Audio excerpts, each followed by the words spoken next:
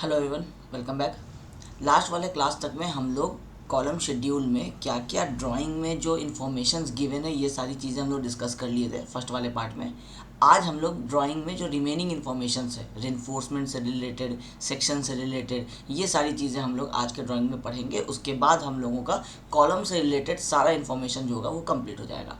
Last वाले class में हम लोग यहाँ पे टाइटल वगैरह पढ़ लिए, फिर आपको यहाँ बता दिए नोट्स में क्या लिखा है, ये एलिवेशन क्या बनाया हुआ है, इसमें रेनफोर्समेंट ये नीचे में क्या लिखे हुए हैं, ये सारी चीज़ें हम लोग डिस्कस कर लिए। किस तरह से रेनफोर्समेंट का अरेंजमेंट होता है, अर्थक्वेक रेजिस्टेंट बिल्डिंग है तो टाइज किस तरह से देते हैं। नॉर्मल अगर आपका सिर्फ लोड जो लाइव लोड और डेड लोड बियर करने वाला बिल्डिंग है, जिसको हम लोग नॉन अर्थक्वेक रेजिस्टेंट बिल्डिंग बोलते हैं, जो अर्थक्वेक के लोड्स के लिए डिज़ाइन नहीं होता है, उसमें किस तरह से हम लोग इक्वल स्पेसिंग पे स्टीरअप्स अरेंज करते हैं, ये सारा आपको डायग्राम बना के लास्ट वाले क्लास में दिखाए थे। अब आज हम लोग जानेंगे कि ये पूरा शेड्यूल जो आपका ये जो टेबल बना हुआ है, ये टेबल किस तरह से इसको हम लोग रीड करते हैं, इसमें क्या क्या इन्फॉर्मेशन गिवन है। एक इनिशियल आइडिया आपको दे दिए थे। आज हम लोग जल्दी जल्दी में जो बचे हुए इन्फॉर्मेशन है उसको हम लोग कवर करेंगे।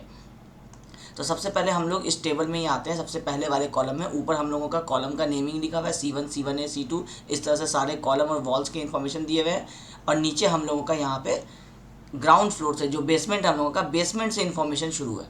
अब आप जब कॉलम बनाने जाएंगे, कॉलम का जब आप रेनफोर्समेंट फुटिंग में लगाएंगे और वहाँ से आप शुरू करेंगे और वो आपके टेरेस तक जाएगा, कॉलम जहाँ तक भी वो होगा, तो इसका मतलब है कि जो सबसे पहला रेनफोर्समेंट है, आप समझ सकते हैं कि ये वाला जो पोर्शन है ये आपका सबसे पहला रेनफोर्समेंट है।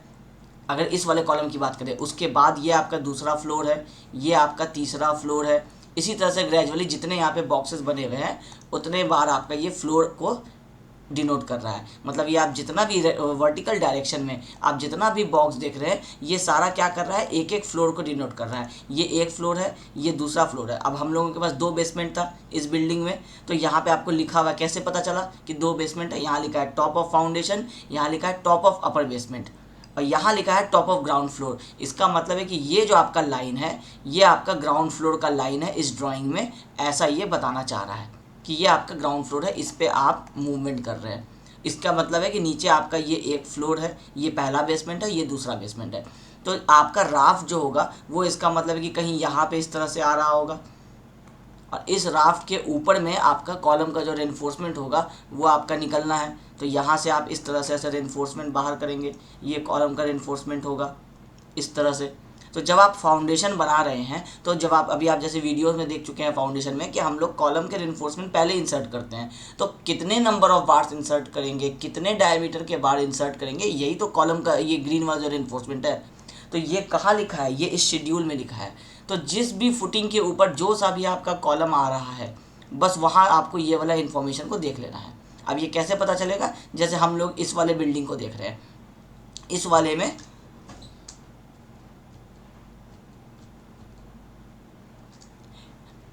इसमें अगर आप देखेंगे तो हम लोगों का यहाँ पे एक पूरा राफ्ट आ रहा है और उस राफ्ट के ऊपर ये सारे कॉलम्स आ रहे हैं।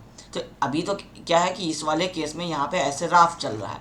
तो इस राफ्ट में आप जहाँ जहाँ पे भी, जैसे अगर आप सबसे पहले कॉर्नर वाले की बात करिए तो यहाँ पे कॉलम का नेम क्या है, यहाँ पे नेम है आपका C1।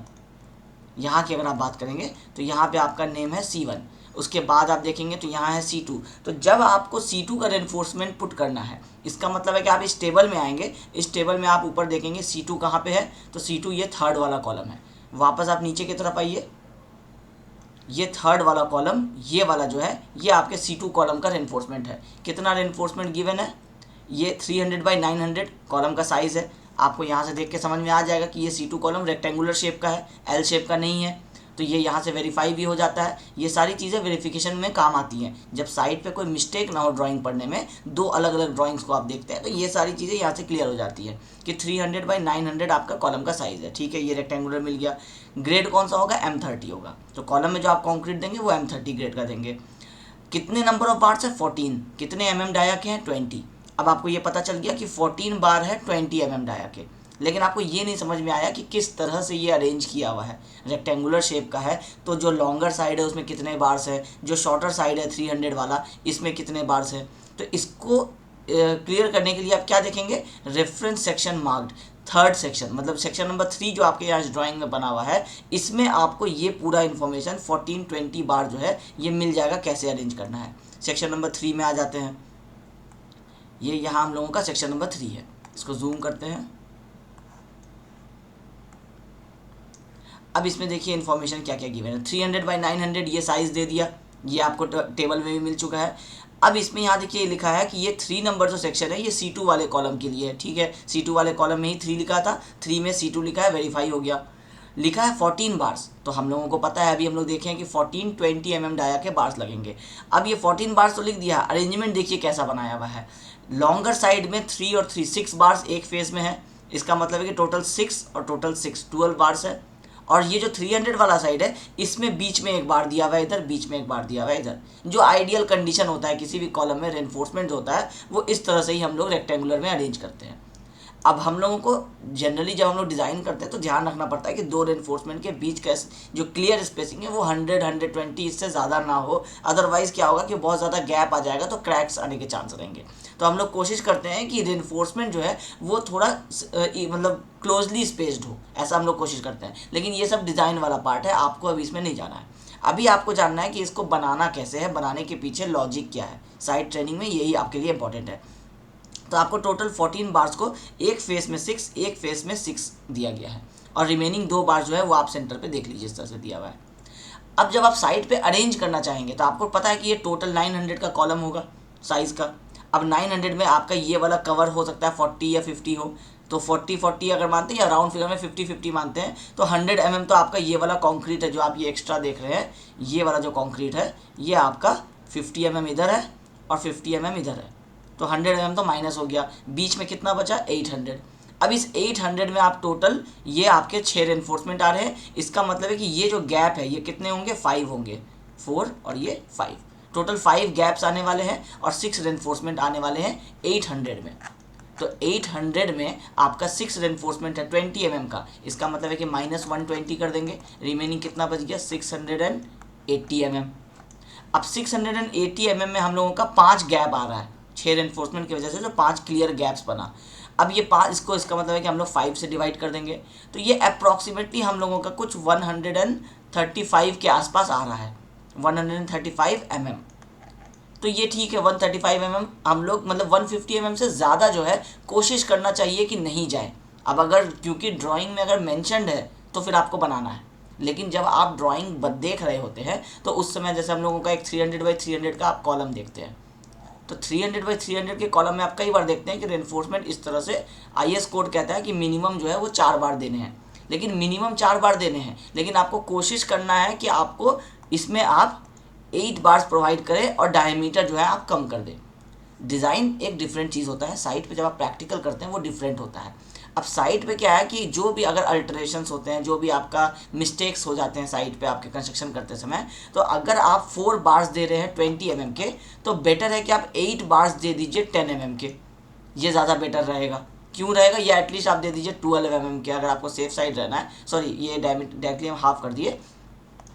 ये क्या है कि आपका अगर रेक्टेंगुलर आपका कॉलम है तो ये आपका यहाँ पे 4 बार्स दिया हुआ है और चारों का डायमीटर जो है वो 20 mm है। इसका मतलब अगर हम टोटल AST की बात करें कि टोटल एरिया कितना प्रोवाइडेड है, तो ये 420 का प्रोवाइडेड है, और 120 का एरिया 314 होता है, तो 4 × 314 इसका मतलब है 1256 mm² का हम लोग सिर्फ रेनफोर्समेंट प्रोवाइड किए।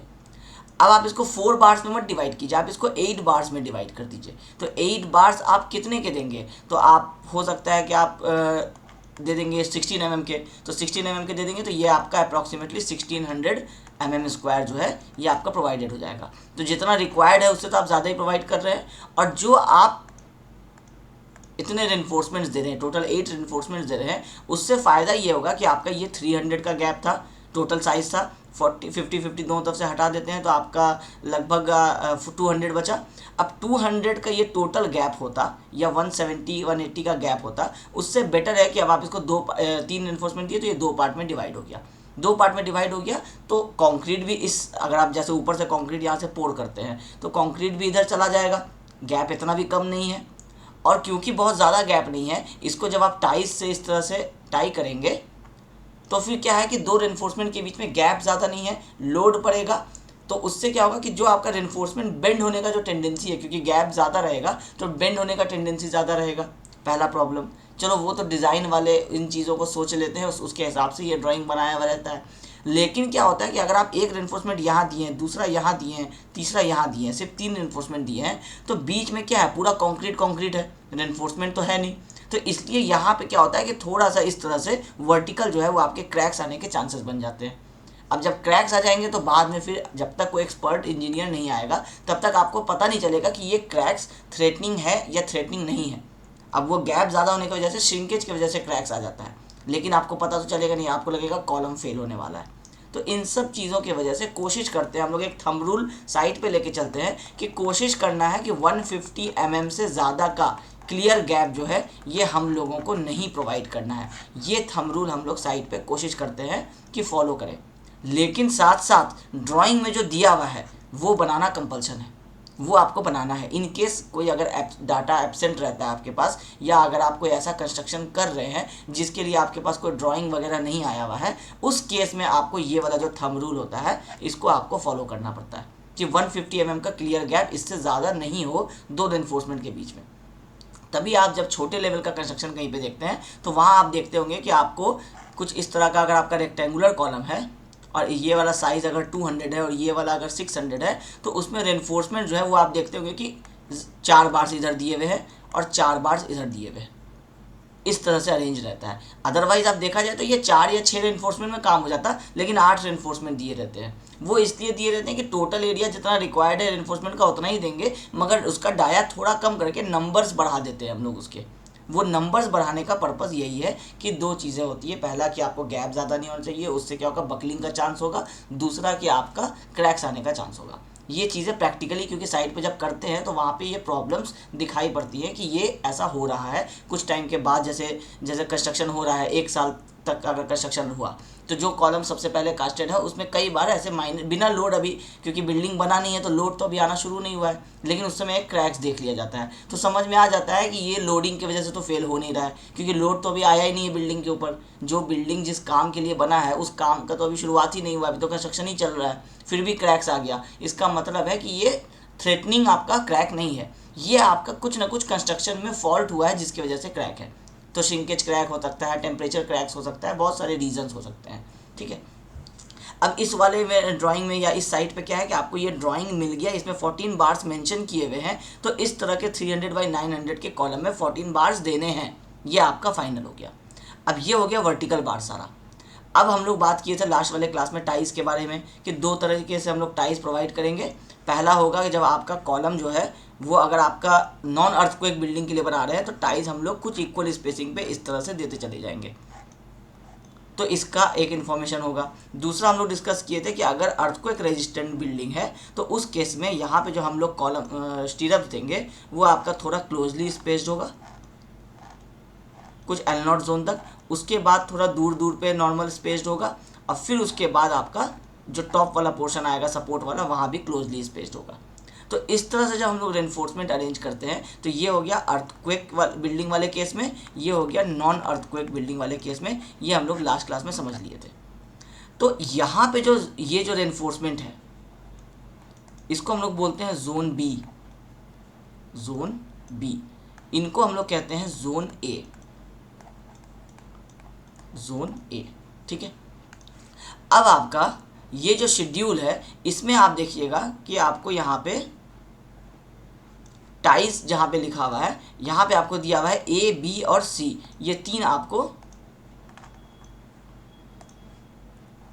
ये आपको ए बी सी टाइज दिया हुआ है, और यहाँ पे तीनों में ए बी सी में लिखा हुआ है 8300 ए है, 8300 बी है, 8300 आपका सी है। अब ये चीज़ जो है ये कहाँ पे हम लोगों का ड्राइंग में यूज़ होगा, ये हम लोगों का जो ये रेनफोर्समेंट दिया हुआ रहता है ये हम लोगों का यूज़ होता है सिर्फ और सिर्फ जोन बी में। जोन बी किसको अभी हम बता रहे थे आपको कि जो आपका ये बीच वाला पोर्शन है, ये जो आप शेड्यूल देखते हैं, सॉरी आप एलिवेशन जो देखते हैं, इसमें आप देखिए कि यहाँ पे zone A, zone B, zone A बना हुआ है। तो ये जो बीच वाला जोन है यहाँ के इतने दूर में जो रेनफोर्समेंट पड़ेगा यहाँ से लेकर के यहाँ तक का, इस बीच में जो रेनफोर्समेंट है वो ए बी और सी जो है वो आपका टेबल से फॉलो होगा। तो टेबल में क्या गिवन है 8300, इसका मतलब है 2 टाइज के बीच का स्पेसिंग कितना होगा 300 mm, और इसका क्या कहते हैं डायमीटर क्या होगा 8 mm। तो तो इसका मतलब है कि जो आपके टेबल में गिवन है जो स्पेसिंग 8 का 300, वो आपके सिर्फ इस जोन बी के लिए यहाँ से लेकर के यहाँ तक के लिए गिवन है। तो फिर वही क्वेश्चन आएगा कि फिर जोन ए में ऊपर और नीचे हम लोग कौन सा स्पेसिंग देंगे, कौन सा डायमीटर देंगे। तो डायमीटर तो यही रहेगा पूरे कॉलम के लिए। स्पेसिंग कौन सा देंगे, हम आपको लास्ट क्लास में बता दिए थे कि यहाँ नीचे में लिखा हुआ है spacing of ties A B C. Zone A में 75 mm होगा, जोन बी में एज पर शेड्यूल होगा, और लैपिंग जोन में 150 होगा। अब लैपिंग जोन वो किसको कह रहा है, ये वाला पोर्शन जहाँ पे आपका ये रेनफोर्समेंट लैप हो रहा है, यहाँ पे वो कह रहा है कि 150 के स्पेसिंग पे हम लोग टाइज देंगे,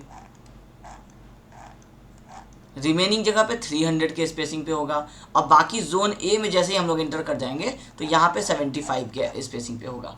तो क्योंकि ये बिल्डिंग जो है ये आपका 10 स्टोरी 12 स्टोरी बिल्डिंग है, इसका मतलब है कि ये अर्थक्वेक के लिए डिज़ाइन होना कंपलसरी है।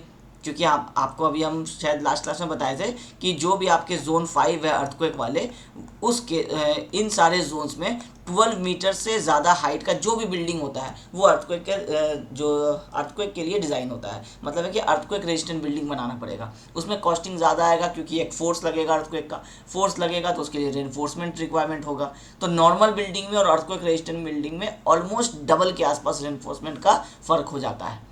इसीलिए ज़्यादातर बिल्डिंग्स जो आप देखते हैं, जो छोटे लेवल के बिल्डिंग्स ग्राउंड स्टोरी का या फिर ग्राउंड प्लस 1 स्टोरी का जो बिल्डिंग्स बनता है, वो हम लोग अर्थक्वेक रेजिस्टेंट बिल्डिंग क्यों नहीं बनाते हैं, क्योंकि उसका कॉस्टिंग बहुत ज़्यादा हो जाएगा। उतने कॉस्ट में आप ऑलमोस्ट 2 घर के आसपास बना सकते हैं। लेकिन जैसे ही आप 3 स्टोरी से ऊपर जाते हैं, 4 स्टोरी 5 स्टोरी 6 स्टोरी का बिल्डिंग बनाते हैं, तो अर्थक्वेक का फोर्स गवर्न करेगा, अर्थक्वेक की वजह से वो बिल्डिंग गिरने का चांस होगा। इसलिए उसको सेफ बनाने के लिए फिर हम लोग अर्थक्वेक रेजिस्टेंट डिज़ाइन करते हैं। तो ये सारा जो आप ड्राइंग देख रहे हैं, तो क्योंकि अब आप साइट इंटर्नशिप कर रहे हैं, तो आपका पर्पज़ है कि आप कहीं जॉब करेंगे जा करके, और जॉब जहाँ करेंगे वो उम्मीद है कि आप जैसे किसी भी कंपनीज़ में जाते हैं तो वहाँ आपको बड़े लेवल के काम्स को टेंडर लिया जाता है, तो उसमें जो काम होता है वो आपको स्टैंडर्ड लेवल का होता है। आप खुद से अगर आप एक चार्टर्ड सिविल इंजीनियर बन जाते हैं और आप खुद से अपने शहर में अगर आप कंस्ट्रक्शन वगैरह देखते हैं तो फिर आप नॉन अर्थक्वेक बिल्डिंग्स बनाते हैं। लेकिन जैसे ही आप कहीं जॉब करने जाते हैं किसी कंपनीज़ में, तो वहाँ बड़े लेवल का काम होता है, अच्छे लेवल का कंस्ट्रक्शन होता है, वहाँ पे आपको अर्थक्वेक रेजिस्टेंट बिल्डिंग्स बनते हैं। तो वहाँ के लिए आपको ये सारी चीज़ें समझना बहुत ज़रूरी है। अगर आप सिंपल आप अपने कहीं छोटे लेवल पे काम करने वाले हैं तो फिर ये वाले इन्फॉर्मेशन आप जनरली किसी ड्राइंग में नहीं देखेंगे। ये जो हम आपको बता रहे हैं ये आपके इंडिया लेवल का काम होता है। ऑल इंडिया लेवल पे हम लोग अलग अलग सिटीज़ में काम कर चुके हैं। सब जगह पे जहाँ भी 5 स्टोरी 4 स्टोरी से ऊपर का बिल्डिंग बनता है, ये सारे कॉन्सेप्ट्स आपको यूज़ होते हैं। तो एक सिविल इंजीनियर को ये सारे कॉन्सेप्ट्स पता होने चाहिए, तभी आप साइट इंजीनियरिंग के लिए जब आप इंटरव्यू देने जाएंगे तो आप कंपनी के लिए बेनिफिशियल लगेंगे कंपनी को। और जब आप बेनिफिशियल लगेंगे तो फिर आपको जॉब मिलने के चांसेस ज़्यादा होंगे, आपको सैलरीज आपको अच्छी मिलेगी। अदरवाइज़ अगर आपको वो रख भी लेंगे तो सैलरीज बहुत लो देंगे क्योंकि आपको नॉलेज नहीं है। तो इंटर्नशिप प्रोग्राम करने का मतलब ही यही होता है कि फ्रेशर लेवल से थोड़ा ऊपर आ जाना। तो जब आप फ्रेशर लेवल से थोड़ा ऊपर आएंगे तो ये वो सारी चीज़ें हैं जो एक फ्रेशर इंजीनियर नहीं जानता है। आपको फर्स्ट टाइम अगर आप सुन रहे हैं इन चीज़ों को तो हो सकता है कि इस ड्राइंग को थोड़ा सा समझने में टाइम लगेगा। एक बार वीडियो को और देखिए, 2 बार और देखिए, उसके बाद फिर आपको यूज टू हो जाएंगे। फिर आप किसी जैसे कि हम आपको अपने साइट पे वीडियो दिखाएंगे, वहाँ पे आप देखेंगे कि ये क्योंकि ये वाला तो आपका बड़े लेवल का काम था, तो इसमें आपको अलग अलग जोन के हिसाब से रेनफोर्समेंट है। आप साइट वाले जब हम आपको साइट दिखाएंगे तो ये आपको G+4 स्टोरी है, मगर ये नॉन अर्थक्वेक रेजिस्टेंट डिज़ाइन किया गया है। तो नॉन अर्थक्वेक रेजिस्टेंट डिज़ाइन किया गया है, तो वहाँ पे जो आप कॉलम के स्पेसिंग्स देखेंगे वो इक्वल स्पेसिंग्स है पूरे फ्लोर पे। ये ग्राउंड से स्टार्टिंग से लेकर के एंड तक इस पूरे पे जो स्पेसिंग है, जैसे 8300 दिया हुआ है तो 8300 के स्पेसिंग पे ही टोटल जो है 8 mm का टाइज दिया हुआ है। ठीक है, तो ये आपको यहाँ कॉलम का शेड्यूल में जब हम लोग बात कर रहे थे तो यहाँ जो आपको ये इन्फॉर्मेशंस गिवन थे, ये आपको यही सारे गिवन थे कि जो भी आपको टाइज ABC आपका गिवन होता है, ये जो आप देखते हैं 8300, सब में आप देख रहे हैं 8300, ये सिर्फ और सिर्फ जोन बी में दिया जाएगा। अगर नॉन अर्थक्वेक वाला बिल्डिंग की बात कर रहे हैं तो फिर पूरे कॉलम में यही देंगे आप। ठीक है, अब क्वेश्चन रहा कि सर ये A, B और C ये 3 अलग अलग टाइज क्यों दिए हुए हैं, क्योंकि सारे का रेनफोर्समेंट का स्पेसिंग सेम है 300, सारे का डायमीटर सेम है 300। अब आ जाइए सेक्शन में, हम लोग सेक्शन नंबर 3 की बात कर रहे थे।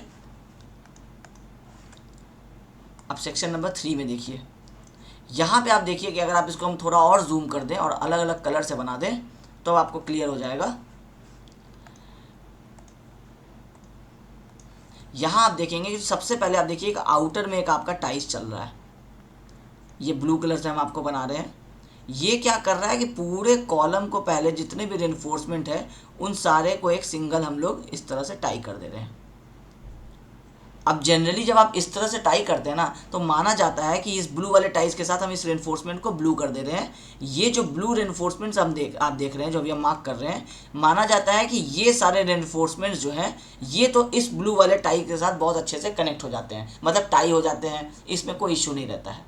लेकिन ये जो रिमेनिंग रेनफोर्समेंट है ये आपके अटैच नहीं हो पाते हैं टाइज के साथ। तो फिर उस केस में क्या होगा कि जब भी आपका लोड पड़ेगा तो ये रेनफोर्समेंट जो है ये आपके बल्क बाहर आ जाएंगे। तो इसमें हम लोग क्या करते हैं कि अलग से अब इसको फिर से हम लोग एक ग्रुपिंग बनाते हैं। तो अगर हम लोग ये ग्रुपिंग जो है इसको अगर हम लोग टोटल को एक ग्रुपिंग बना दें तो फिर से क्या होगा कि ये 4 रेनफोर्समेंट अटैच हो जाएंगे, फिर ये 4 रेनफोर्समेंट रह जाएगा। तो हम लोग क्या करते हैं कि हम लोग इन 4 को एक ग्रुप बना देते हैं और इन 4 को एक ग्रुप बना देते हैं। अब ये वाला जो आप देख रहे हैं कि ये जो आप ग्रुप बनाए तो ये ग्रीन रेनफोर्समेंट है, ये इस ग्रीन वाले टाई के साथ अटैच्ड हो गए, और ये वाला भी एक ग्रुप बन गया, इसमें भी ये ग्रीन रेनफोर्समेंट है, ये इस ग्रीन वाले बार के साथ अटैच हो गया। अब आप देखिए कि इस पूरे कॉलम में आप ब्लू वाला टाइज दिए तो ये आपको ब्लू वाले रेनफोर्समेंट को अटैच कर लिया, ग्रीन वाला दिए तो इसको अटैच कर लिया। अब ये तो हो गया प्लान, ये आप ऊपर से देख रहे हैं। अब आप इमेजिन कीजिए सेक्शन कैसा बनेगा। ये आपका कुछ ऐसा कॉलम था, इस कॉलम में आपके कुछ ऐसे वर्टिकल बार्स जा रहे थे, ठीक है। अब इसमें आपका टाइज आप प्रोवाइड कर रहे थे। तो सबसे पहले ये ब्लू वाला टाइज आप प्रोवाइड किए, मान लीजिए यहाँ कुछ ऐसा, ठीक है। अभी हम रेड से ही बना दे रहे हैं, ये ब्लू वाला टाइज आप प्रोवाइड किए। फिर उसके बाद अब इसी लेयर पे आपको ये ग्रीन वाला भी आना है, तो आप क्या करेंगे, ग्रीन वाले को भी ऐसा प्रोवाइड करेंगे। तो एक ही लेयर पे ये सारे बार्स आप ऊपर नीचे करके प्रोवाइड कर दिए। अब उसके बाद यहाँ से आप 300 का गैप लेंगे, फिर उसके बाद यही सेम ये ब्लू वाला जो आप ब्लू वाला बार है फिर से आप वो अरेंज करेंगे, और जैसे ही यहाँ से आप 300 इसको लिए तो यहाँ से 300 क्या होगा, इसके जस्ट ऊपर ही आएगा। तो इस तरह से आप इसको और इसको देंगे। फिर सेम आप यहाँ से एक इस तरह से ब्लू वाला बार फिर 300 के स्पेसिंग देंगे, फिर इस तरह से देंगे। तो अब आप क्या कर रहे हैं कि आप जब आप लेबर को साइड पे जो इंस्ट्रक्शन दे रहे हैं तो आप कह रहे हैं एक 300 बाई 900 के लिए एक रिंग बनाओ और एक ये छोटा वाला रिंग बनाओ। तो वो क्या करेगा कि इसको एक रिंग बनाएगा, तो इसको आप नाम दे दिए ए, ये एक रिंग बनाएगा, इसको आप नाम दे दिए बी। अब ये और ये ग्रीन दोनों सिमिलर है, तो दोनों सिमिलर है इसलिए दोनों जो है ये बी हो गए। अब ये वाले जो बीच वाले बार्स थे, ये बीच वाले बार्स कहने को तो इसके साथ अटैच थे, जैसे यहाँ भी 4 बार्स अटैच हुए, 4 बार्स अटैच हुए, यहाँ भी आपको 4 बार्स अटैच हुए, लेकिन इस वाले बार्स को थोड़ा एडेड एडवांटेज मिलता है इस ब्लू वाले के साथ। लेकिन सेफ रहने के लिए क्या किया जाता है कि इस वाले को भी इस वाले के साथ अटैच कर दिया जाता है। इससे क्या हो जाता है कि जैसे इसमें 4 बार अटैच हुआ रिंग के साथ, इसमें 4 हुआ, तो हम लोग मान के चले कि इसमें भी 4 हो रहा होगा, और एक्स्ट्रा हम लोग ये वाले को एक सिंगल ऐसे हुक बना करके दोनों को टाई कर देते हैं, इस रेनफोर्समेंट को टाई कर देते हैं। इससे क्या होता है कि अब इस रेनफोर्समेंट का सिचुएशन समझिए, ये रेनफोर्समेंट 3 साइड से आपका कांटेक्ट में है, एक साइड सिर्फ ये वाला उसका खाली है, यहाँ पे भी रेनफोर्समेंट 3 साइड से कांटेक्ट में है, सिर्फ एक साइड खाली है। यहाँ पे रेनफोर्समेंट 2 साइड से कांटेक्ट में है, ये 2 वाला साइड खाली है उसका। सारे ही बार्स के साथ आप देखिए कि यही सिनेरियो हो रहा है। तो जहाँ कहीं भी आपका सिंगल कांटेक्ट आपका बच रहा था, आप सारे जगह पे या तो डबल कांटेक्ट किए हैं या तो ट्रिपल कांटेक्ट किए हैं। जैसे ये बार्स में क्या है, ट्रिपल कांटेक्ट है, ये बार था, इधर से भी अटैच्ड है, इधर से भी अटैच्ड है, इधर से भी अटैच्ड है, तो ट्रिपल कांटेक्ट हुआ। इस जगह पे क्या है, डबल कांटेक्ट हुआ, क्योंकि ये कॉर्नर का बार था और यहाँ से ऐसे करके टाइस चल रहा था, तो ये इधर से भी कांटेक्ट में था, इधर से भी कांटेक्ट में था, ये और ये वाला आपका फ्री था। तो आपको क्या करना है, कोशिश करना है कि सारे जितने भी बार्स है इस पूरे सेक्शन में, ये आपको सिंगल कांटेक्ट वाले बार्स ना हो, डबल कांटेक्ट या ट्रिपल कांटेक्ट हो। अब आप इसको इरेज कीजिए, अब आप वापस इसको देखिए, ये बाहर वाला आप देख रहे होंगे, इस बाहर वाले का देखिए आपको हुक यहाँ प्रोवाइड किया गया है अंदर की तरफ। अब ये एक आपका टाइज हो गया, तो ये 4 बार्स इफेक्टिव हुए। उसके बाद ये वाला प्रोवाइड किए, इसका हुक और इसका हुक देखिए, दोनों का फेस जो डायरेक्शन है अलग अलग है। ये जानबूझ करके रखा जाता है, जैसे ये वाला बार जो ओपन होगा वो इस जॉइंट पे से ओपन होगा, ये इधर से ला करके ऐसे अंदर बेंड किया गया, ये इधर से ला करके ऐसे अंदर बेंड किया गया, तो ये वाला जॉइंट है जो ओपन होगा। तो इनकेस अगर लोड कुछ ऐसा पड़ रहा होगा तो ये वाला जॉइंट से खुलने की कोशिश करेगा, तो ये वाला टाइज नहीं खुलेगा, क्योंकि इसको खुलने के लिए लोड कुछ ऐसा पड़ने की ज़रूरत है। ये वाला टाइज भी देखिए, ये दोनों एक डायरेक्शन में से ओपन होगा, और ये वाला बार क्या है कि ये ओपन नहीं होगा क्योंकि ये दोनों बार जो है वो आपस में अटैच्ड है। तो इस तरह से मतलब इस जो हुक्स हम लोग देते हैं ये सारे को हम लोग क्या करते हैं कि एक डायरेक्शन में नहीं देते हैं। जैसे इसका भी इधर ही दे दिए, इसका भी इधर ही दे दिए, इसका भी इधर ही दे दिए, सबका इधर देंगे। तो अगर इस डायरेक्शन में एक भी अगर बड़ा फोर्स लग गया अर्थक्वेक की वजह से तो ये सारे बार जो होंगे वो इधर की तरफ बाहर आ जाएंगे। एक भी बार अगर बाहर आया तो पूरा का पूरा कॉलम फेल कर जाएगा। तो इसीलिए हम लोग हुक्स का भी रोल इंपॉर्टेंट होता है कि हम लोग हुक्स को अलग अलग डायरेक्शन में देते हैं। इसका फेस इधर है, इसका फेस इधर है। अब ये दोनों एक डायरेक्शन में क्योंकि दोनों सिमिलर ही था और इसका अलग कर दिया हम लोग। ये सेंटर वाला प्रोवाइड किए, ये एक अलग से स्टेबिलिटी देता है। तो पूरे कॉलम्स में आप जो ड्राइंग में मेंशन्ड नहीं है वो यही चीज़ था कि हुक्स का डायरेक्शन किस तरफ है, ए बी सी कैसे डिसाइड किए। ये सारी चीज़ें ड्राइंग में लिखा हुआ नहीं, आपको सिर्फ मार्किंग दिया है कि ये ए है, ये दोनों बी है और ये वाला सी है। क्या था और क्यों था ये हम आपको भी समझाएं। तो हम उम्मीद करते हैं कि आपको अभी जो आप ये शेड्यूल में देख रहे हैं अब ए बी और सी, तो अब आपको क्लियर हो रहा होगा कि ये टाइज ए बी सी क्यों हैं सारे एक ही लेवल पे। ये ए है, इसके ऊपर बी है और इसी के ऊपर से आपको इस तरह से जो ऐसे घूम रहा था वो वाला सी है। ये सारे को हम लोग एक लेयर मानते हैं और इसके ऊपर फिर से 300 का गैप देते हैं और फिर से ये सारी चीज़ों को हम लोग रिपीट करते हैं इस तरह से। फिर ये दूसरा हुआ, फिर सेम उसके नीचे भी हम लोग ऐसे ही करते हैं। तो ये सारे 3 लेयर्स में प्रोवाइड हो रहे हैं, मतलब 8 mm का है तो 8 8 8 इस 24 mm को हम लोग मानते हैं कि ये एक लेयर है। फिर उसके बाद ये 24 mm को मानते हैं हम लोग कि एक लेयर है और इन दोनों के बीच में गैप जो है वो हम लोग 300 प्रोवाइड कर देते हैं। यही किया जाता है साइट पे। अब साइट के जब हम लोग वीडियोस देखेंगे तो वहाँ पे आप देखेंगे हम आपको रेनफोर्समेंट का रीड करना सिखा देंगे कि जैसे अभी आप देख रहे हैं वैसे ही आपको साइट पे जब आपका कॉलम का रेनफोर्समेंट दिया गया है तो वो रेनफोर्समेंट में यही वाला इन्फॉर्मेशन कहाँ पे है वो हम आपको रेनफोर्समेंट दिखाते हुए समझा देंगे कि ये जो आप ड्राइंग में पढ़ते हैं कि आपका 300/900, फिर आपका ये 1420, ये 8 300 8 300 8 300, ये सारी चीज़ें कहाँ पर लिखी हुई है। तो इस वाले ड्राइंग में आप देखिएगा तो आपको इस पूरे शेड्यूल में यही चीज़ें मेंशन है कि आप बेसमेंट पे ये दिए। अब इसके बाद देखिए कि दूसरा इन्फॉर्मेशन जो है, जब आप ये सारा इन्फॉर्मेशन आप रीड कर लिए उसके बाद आप देखिए नेक्स्ट फ्लोर पे ये एरो दिखाया हुआ है, इसमें कोई इन्फॉर्मेशन नहीं लिखा हुआ है। अब ये क्या था, ये था आपका सेकेंड बेसमेंट और ये था आपका फर्स्ट बेसमेंट। ग्राउंड फ्लोर से नीचे जाते हैं तो पहला बेसमेंट ये है, दूसरा बेसमेंट ये है, उसके बाद यहाँ पे आपका ग्राउंड फ्लोर है। तो यहाँ पे कोई इन्फॉर्मेशन नहीं गिवन है, इसका मतलब है ये एरो देने का मतलब है कि ये सेम इन्फॉर्मेशन ऊपर की तरफ यहाँ भी आएगा। सेम यहाँ पे 900/300 होगा तो हम लोग दोबारा नहीं लिखते हैं और हम लोग एरो प्रोवाइड कर देते हैं। इससे क्या होता है कि क्लियर हो जाता है साइट इंजीनियर को, ये रूल पता है कि जब भी एरो दिया गया है इसका मतलब है कि यही इन्फॉर्मेशन ऊपर यहाँ आएगा, यही इन्फॉर्मेशन यहाँ आएगा। तो आप सारे ही इस पूरे में देखिए कि पूरे अपर, ये जो आपका अपर बेसमेंट है फर्स्ट बेसमेंट, इसमें कहीं पे भी आपको रेनफोर्समेंट चेंज नहीं हुआ है क्योंकि इस 2 फ्लोर में फोर्सेस जो आपके जो हम लोग बिल्डिंग का एनालिसिस करते हैं, लोड कैलकुलेट करते हैं, उसमें जब हम लोग फोर्सेस चेक करते हैं तो देखते हैं कि ग्राउंड फ्लोर और दोनों जो बेसमेंट है नीचे का वो ऑलमोस्ट सिमिलर बिहेवियर है। तो ऑलमोस्ट सिमिलर बिहेवियर है, इसका मतलब है कि यहाँ रेनफोर्समेंट ऑलमोस्ट सिमिलर रहेगा। अगर रेनफोर्समेंट चेंज होता है, जैसे यहाँ देखिए ग्राउंड फ्लोर में चेंज हो रहा है, तो ग्राउंड फ्लोर में चेंज हो रहा है तो यहाँ हम लोग चेंज कर दिए, यहाँ 1420 था, यहाँ 1416 आ गया। इसका मतलब है नंबर ऑफ बार्स 14 ही रहा लेकिन रेनफोर्समेंट क्या हो गया, 20 mm के बदले 16 mm हो गया, चेंज हो गया। तो चेंज हो गया तो रेनफोर्समेंट अब हम लोगों का रिड्यूस होता जा रहा है। तो जैसे जैसे हम लोग ऊपर जाएंगे लोड कम होगा, वैसे वैसे रेनफोर्समेंट आपका रिड्यूस होना शुरू होगा।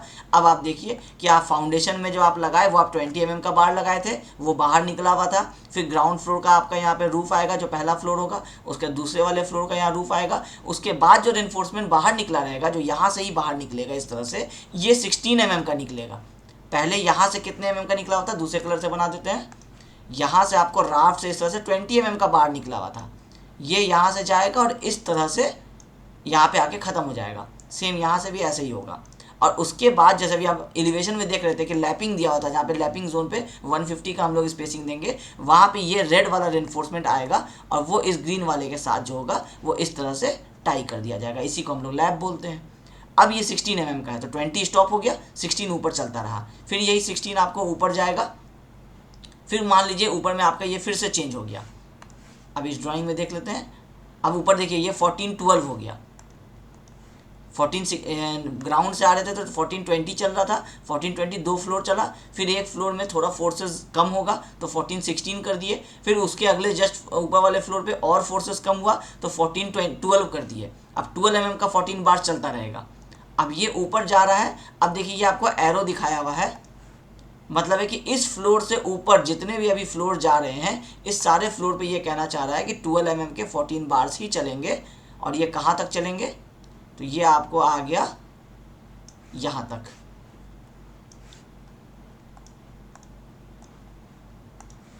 इस वाले लेवल तक।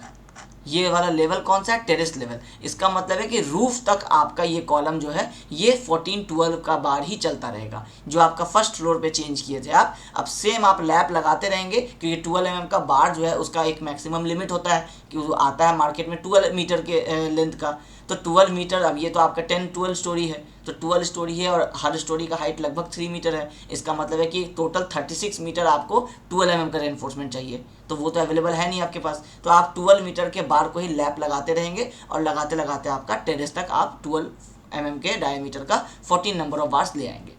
अब बिल्डिंग आपका जा रहा है मशीन रूम तक, जो हम आपको एक बताए थे लास्ट वाले क्लास में कि यहाँ टेरेस खत्म हुआ, इसके ऊपर यहाँ पे हम लोगों का ये ममटी होता है जिसको हम लोग कहते हैं स्टेयरकेस का जो रूफ होता है, इस लेवल को ममटी लेवल कहते हैं। और इसके ऊपर आपका लिफ्ट अगर वगैरह है तो मशीन रूम रहता है। तो ये 2 फ्लोर पे कॉलम आपका यहाँ देखिए क्रॉस किया हुआ है। इसका मतलब है कि ये जो C2 कॉलम है ये ऊपर टेरेस के नहीं जा रहा है। इसका मतलब है वो कहीं यहाँ पे आके एंड हो रहा होगा। अब यहाँ के आगे तो इस कॉलम को नहीं जाने की ज़रूरत है नहीं, यहाँ वाला जो कॉलम आ रहा होगा हो सकता है वो ऊपर तक जाएगा। तो जैसे आप यहाँ देखिए ये C4 कॉलम में देखिए आप कि C4 कॉलम में ये वाला जो आपका डिटेल्स है ये आपको दिखाया गया है रूफ तक, मशीन रूम के रूफ तक यहाँ। तो इसका मतलब है कि ये C4 कॉलम ऊपर तक जाएगा, लेकिन ये C2 कॉलम, ये C3 कॉलम, ये C1A, C1 ये सारे जो हैं ये ऊपर नहीं जाएंगे। तो ये ऑब्वियस भी है। आप ही सोचिए कि अगर आपका ये बिल्डिंग है, इतना बड़ा कुछ ऐसा बिल्डिंग है आपका, और इसमें अगर आपका स्टेयरकेस यहाँ पे कहीं पे आ रहा है तो जो बाकी सारे कॉलम्स हैं जो यहाँ पे है, जो यहाँ पे है, ये सारे कॉलम्स तो रूफ पे जा कर के रुक जाएंगे, लेकिन जो कॉलम्स यहाँ पे होंगे ये सारे को 2 फ्लोर ऊपर तक जाना पड़ेगा ताकि मशीन रूम का रूफ सपोर्टेड हो सके, ममटी का रूफ सपोर्टेड हो सके। तो ये कुछ कॉलम्स होते हैं जो ऊपर जाते हैं, बाकी सारे टेरेस पे आकर के आपके ख़त्म हो जाते हैं। ठीक है, तो यही चीज़ आपके इस ड्राइंग में देख करके आपको क्लियर होता है कि यहाँ पे आपका C4 जो है ये ऊपर तक जा रहा है, C4A ऊपर तक जा रहा है, C5 ऊपर तक जा रहा है, C6 ऊपर तक जा रहा है। W1 में क्रॉस किया हुआ है, मतलब टेरेस लेवल के ऊपर नहीं जा रहा है। ये सारा आपको क्रॉस किया हुआ है तो ये सारा ऊपर नहीं जाता है। ठीक है, आपको ये कोई सा भी कॉलम आप देखिए ऊपर नहीं जा रहा है, सिर्फ ये C4A, C5, C6 ये 4 कॉलम जो है यही आपके ऊपर तक जा रहे हैं। ठीक है, ये हो गया आपका शेड्यूल में जो भी इंफॉर्मेशन आपका होता था। अब सेम जो अभी हम आपको C3 और C2 के लिए बताएं यही सेम आपके सारे इसमें चलेगा। ये टोटल जो आप लाइन देख रहे हैं इस टोटल लाइन का मतलब ही यही, जैसे देखिए यहाँ पे चेंज होना था रेनफोर्समेंट, यहाँ पे क्या 1216 का होना था, नीचे आके देख लेते हैं ये यहाँ से चल रहा था तो 1220 का चल रहा था। तो ये 1220 का जो रिक्वायरमेंट था ये इस वाले कॉलम में ऊपर तक रिक्वायरमेंट था कुछ इतने फ्लोर्स तक।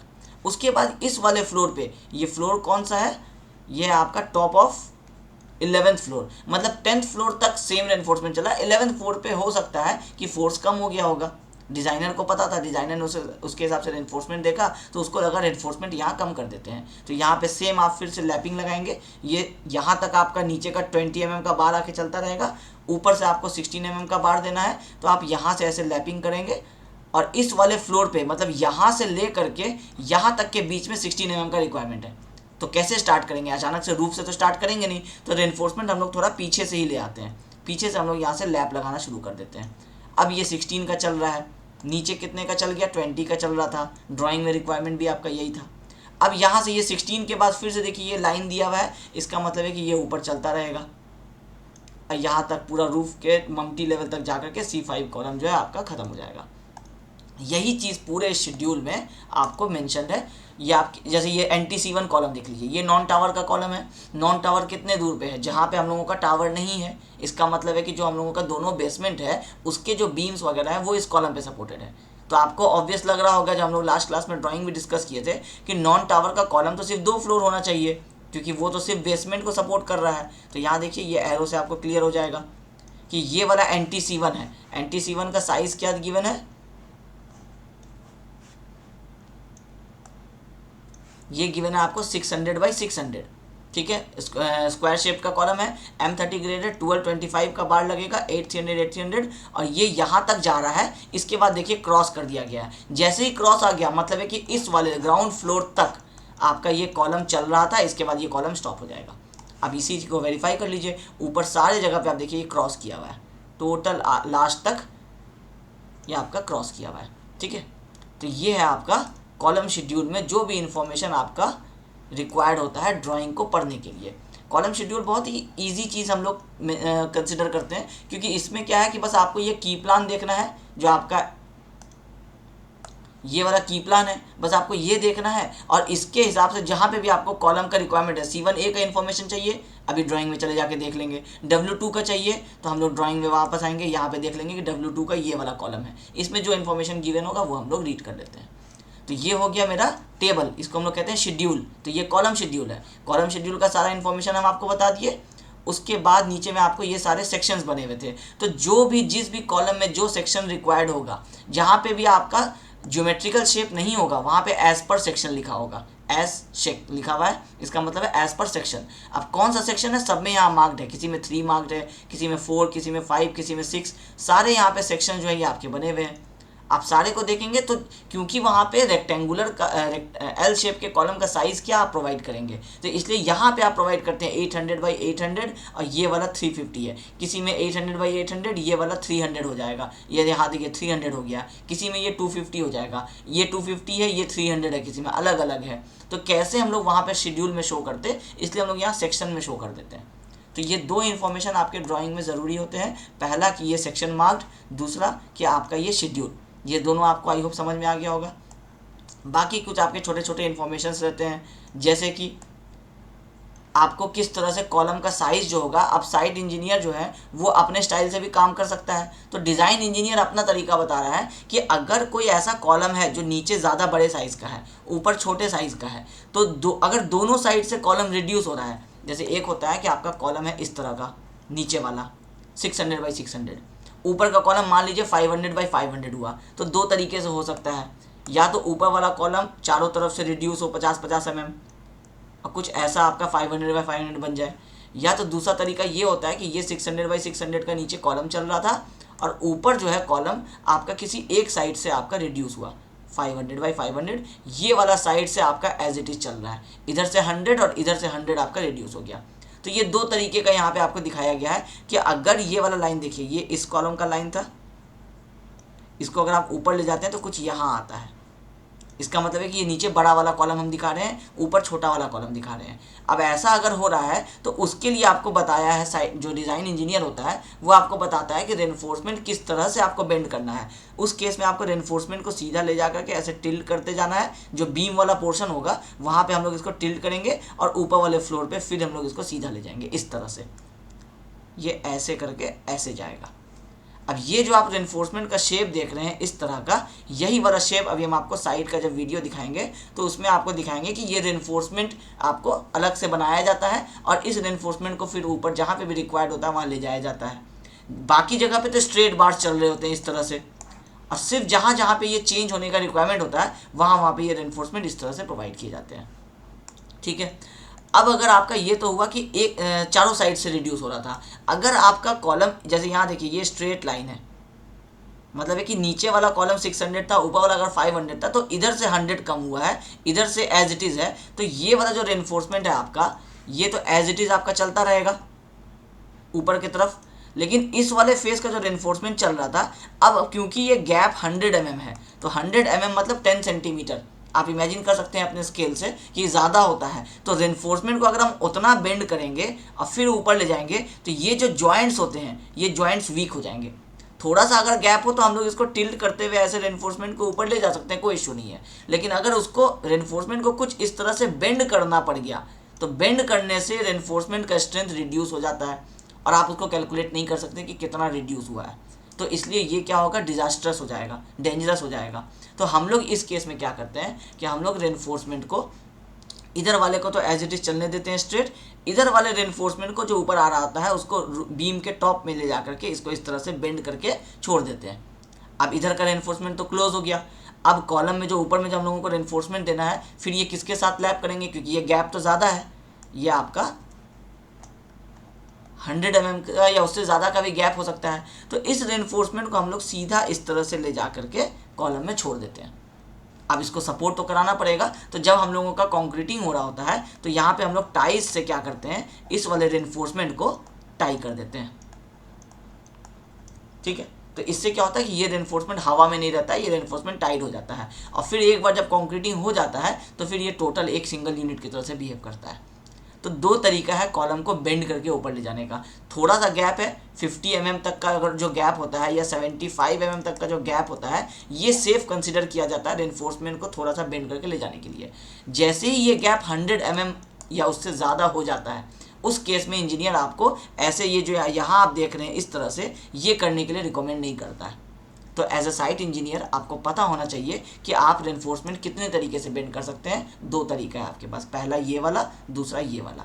अब ये डिज़ाइन इंजीनियर कौन था, हम ही थे, तो हम ये कंसिडर करते हुए कि हो सकता है इंजीनियर को नहीं नॉलेज हो और वो सारे बार्स को ऐसे ही बेंड कर दे, तो हम यहाँ पे इन्फॉर्मेशन दिए कि column thickness reduce from one side. अगर एक साइड से सिर्फ कॉलम का थिकनेस रिड्यूस हुआ है, दूसरे साइड स्ट्रेट है, तो ये वाले को फॉलो करना। अगर कॉलम थिकनेस रिड्यूस सिमेट्रिकली, मतलब चारों साइड से अगर आपका ये कॉलम है और ये चारों साइड से ऐसे छोटा हो रहा है, तो फिर ये वाले पैटर्न को फॉलो करना।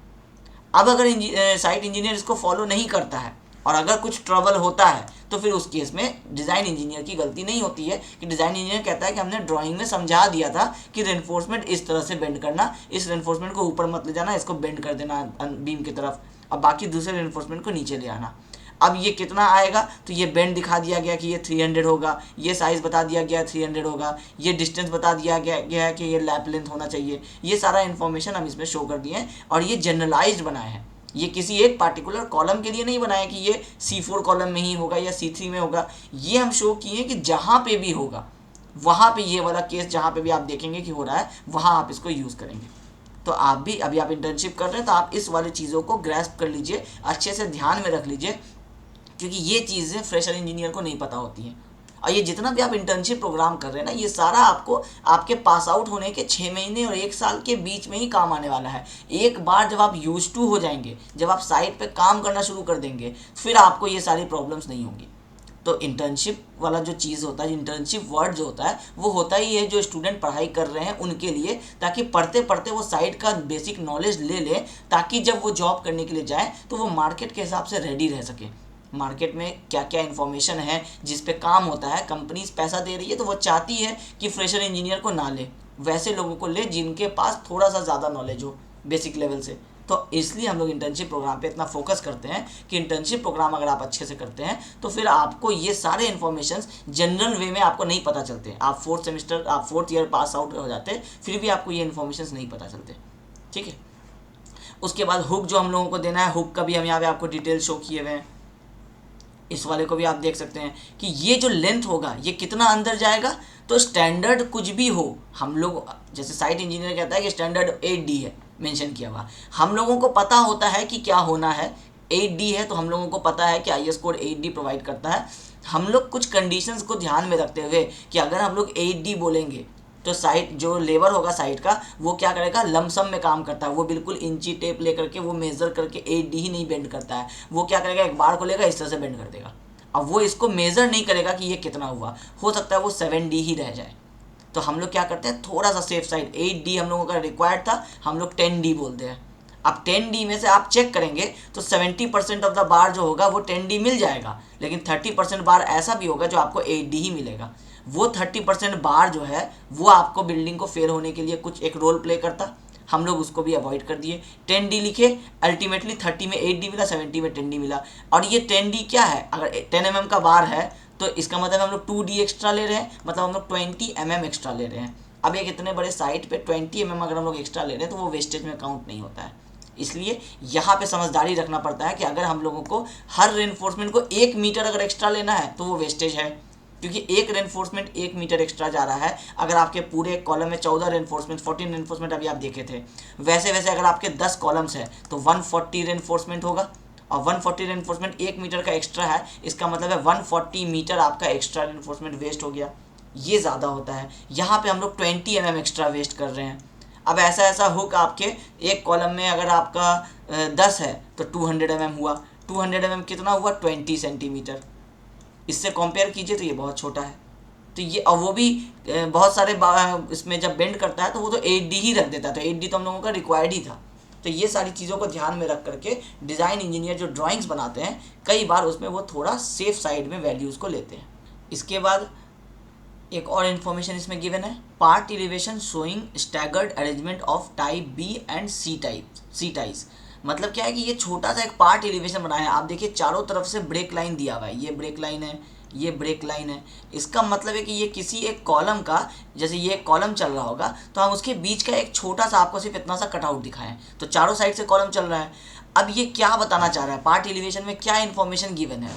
तो इन्फॉर्मेशन इसमें गिवन है कि जैसे कि आपका ए टाइज जो है, ए बी और सी तीन आपका टाइज था, तो ए टाइज इसमें नहीं दिखाया गया है क्योंकि ए टाइज तो आपको कुछ जनरल ऐसे यहाँ से लेके के यहाँ तक चलेगा। ये सारे अगर आपके ये वर्टिकल बार्स है तो इन वर्टिकल बार्स को, ये सबको ये आपको टाई करेगा। ये होगा ए रेनफोर्समेंट, ए टाइज। तो ए टाइज तो इसमें नहीं शो किया गया है। शो किया गया है इसमें बी और सी टाइज। ये एक्चुअली गलत लिखा हुआ है, ये बी होगा और ये सी होगा। ये वाले जो एक लेयर्स में है ये सारे आपके बी है, इसको हम रेड से मार्क कर देते हैं। ये सारे आपके बी वाले टाइज हैं, भले स्पेसिंग एक है 8300 ही है, लेकिन ये नाम इसका बी है। अब सी वाले को मार्क किया गया, ये वाले सारे सी हैं। अब आप एक पैटर्न में नोटिस कीजिए कि ए अभी इसमें नहीं दिया हुआ है। मान लेते हैं कि ए कहीं आपका यहाँ पे चल रहा होगा, ग्रीन से बना देते हैं कि यहाँ पे आपका कुछ ऐसा ए चल रहा होगा। तो ये रेड से नीचे है तो यहाँ भी आपका ए चलेगा, यहाँ भी आपका ए चलेगा। अब आपके शेड्यूल में क्या दिया है, 8300 ए है, 8300 बी है और 8300 सी है, यही दिया हुआ है।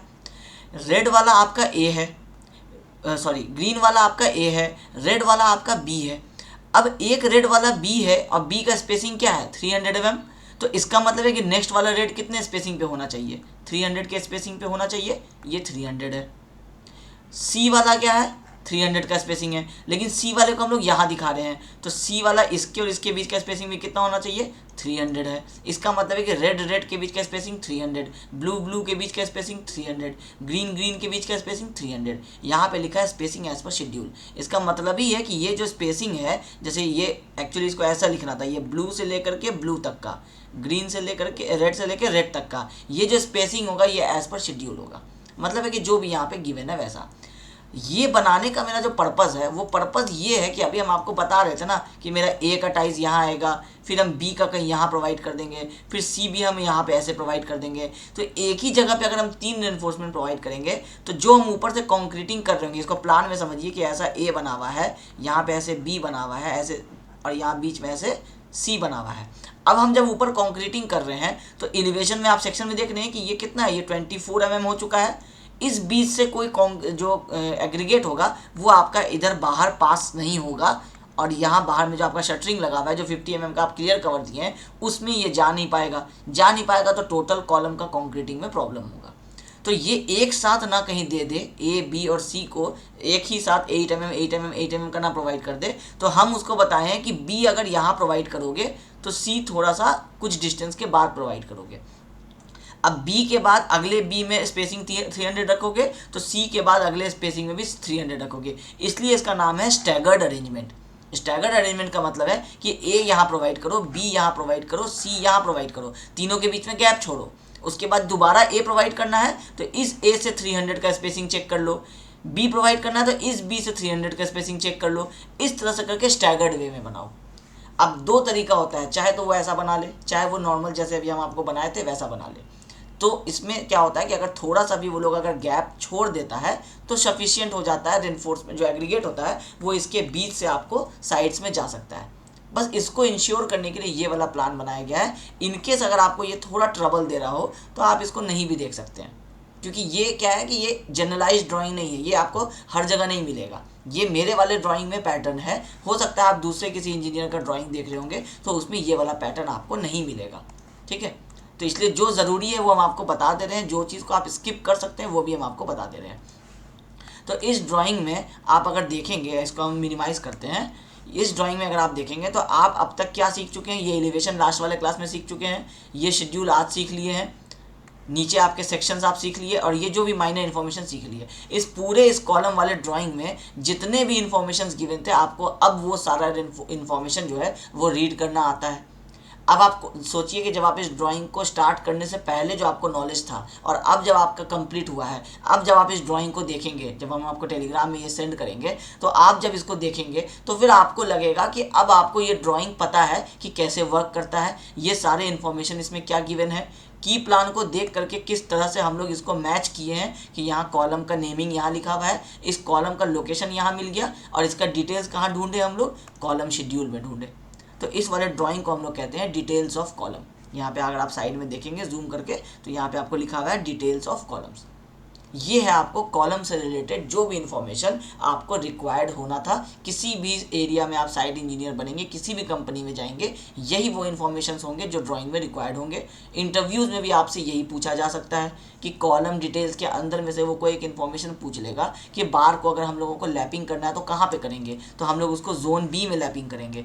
अब वो पूछेगा कि जोन बी किसको कह रहे हो, तो जोन बी वो मिडिल वाला जो पोर्शन होता है, जो ऊपर से अप्रॉक्सीमेटली हम लोगों का ये 1/3 और नीचे से 1/3 हटा देते हैं, तो जो रिमेनिंग 2/3 पोर्शन होता है, बीच वाला पोर्शन, इसको हम लोग जोन बी बोलते हैं। तो ये इन्फॉर्मेशन आपसे इंटरव्यूअर पूछेगा इंटरव्यू में, और ये इन्फॉर्मेशन का अगर आप जवाब दे सकेंगे तो वो आपको सुटेबल समझेगा अपने साइट के लिए। उसको पता रहेगा कि आप ब्लंडर्स नहीं करेंगे, आप सारे लैपिंग्स को यहीं पे प्रोवाइड नहीं कर देंगे। जैसा हम लोग जनरल अपने घरों में देखते हैं कि अगर टेरेस तक का कंस्ट्रक्शन हो गया है तो हम लोग देखते हैं थोड़ा सा रेनफोर्समेंट इस तरह से बाहर निकला हुआ हम लोग छोड़ देते हैं, बहुत ज़्यादा नहीं, मुश्किल से हार्डली ये वाला जो छोड़ते हैं वो 2 फीट से भी ज़्यादा आप देखेंगे कहीं पे नहीं छोड़ा हुआ रहता है। और फिर जब कभी 5 साल बाद अगला कंस्ट्रक्शन करना है तो हम लोग इसी वाले में रेनफोर्समेंट को इस तरह से लैप लगा देते हैं और ऊपर का कंस्ट्रक्शन कर देते हैं। ये रॉन्ग प्रैक्टिस है। इससे क्या प्रॉब्लम होगा, यही प्रॉब्लम होगा। ये जोन ए क्यों बनाया गया, इसको नीचे वाले को भी ये जोन ए क्यों बोला गया, क्योंकि जब अर्थक्वेक आएगा तो ये पूरा पोर्शन एक साथ मूव करेगा। तो नॉन अर्थक्वेक रेजिस्टेंट आप बिल्डिंग बना रहे हैं, लेकिन आपके बिल्डिंग में अर्थक्वेक का फोर्स लगेगा या नहीं लगेगा ये तो आपका बिल्डिंग ही बताएगा ना। आप सोच रहे हैं कि नॉन अर्थक्वेक रेजिस्टेंट बिल्डिंग रहेगा, लेकिन क्या पता कि जब अर्थक्वेक आए आपके एरिया में तो आपका ये जॉइंट जब मूव करेगा तो कुछ पोर्शन ऊपर के और कुछ पोर्शन नीचे के भी मूव करेंगे। इसीलिए और वहाँ से रेनफोर्समेंट में लैप लगाए हुए तो वो खुल जाएगा, तो फिर उसके बाद तो डिजास्टर है, सारा का सारा इसके ऊपर का जो स्ट्रक्चर होगा वो गिर जाएगा। तो इसलिए जब भी आप कहीं इस तरह का कंस्ट्रक्शन देखें तो आप एटलीस्ट सजेस्ट करें कि थोड़ा सा रेनफोर्समेंट ऊपर तक ले आओ। एटलीस्ट जो एक फ्लोर हाइट है उसका 1/3 तो एटलीस्ट ले आओ, ताकि क्या होगा, जैसे अगर आपका 3 मीटर का बिल्डिंग बनना है ऊपर में तो आप एटलीस्ट 1 मीटर का कोशिश करवाइए कि रेनफोर्समेंट इतनी दूर बाहर निकले। और फिर जब आपको लैप लगाना होगा तो आप यहाँ लैप लगा देंगे। ये मतलब अगर आप जोन ए में थोड़ा सा भी अगर अंदर चले गए, कुछ इतना सा अगर आप अंदर आ गए तो कोई इशू नहीं है, लेकिन अगर आप बिल्कुल बॉटम पे जाकर के लैप लगाएंगे तो ये तो ब्लंडर हो जाएगा। तो बहुत सारी जगह पे हम लोग ऐसा ही कंस्ट्रक्शन देखते हैं, तो कोशिश करवाना है कि ये चीज़ ना हो, थोड़ा रेनफोर्समेंट हम लोग ज़्यादा छोड़ दें।